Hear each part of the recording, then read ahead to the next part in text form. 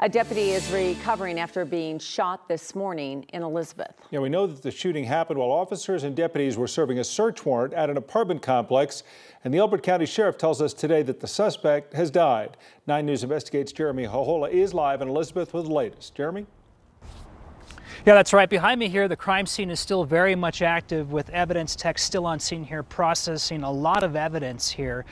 Neighbors who live in this neighborhood say a sight like this with the armored truck and the crime scene tape still very uncommon for the town of Elizabeth.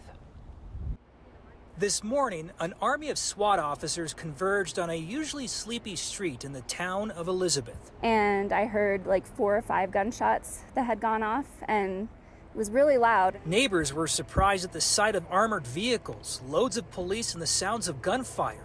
Elbert County deputies and Elizabeth police tell us their target was in this apartment.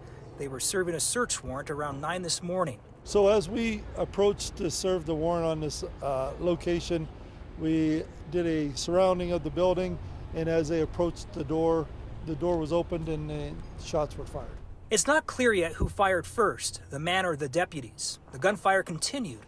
One deputy was hit. One officer was struck in the soft plate of their ballistic vest.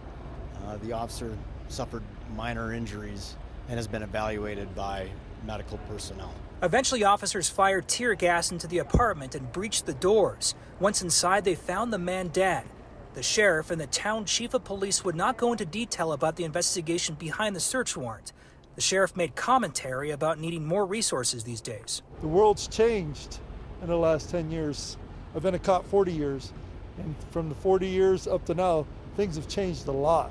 I'm sure Chief will agree with me that we have to be prepared for anything out here. It may not happen very often, which we're very thankful for, but we have to be ready and prepared for it. I mean, it's surprising. Like, I guess it still just hasn't hit me as a real thing. No, it is surprising because it's such a small town and everybody is generally sweet and willing to help each other. So far, that man's identity has yet to be released. In the meantime, the chief of police here in Elizabeth did hint the search warrant that they were serving here is related to 2 prior incidents that happened here in Elizabeth. As for what those incidents were about, that remains unknown. Live in Elizabeth, Colorado, Jeremy Hohola, 9 News.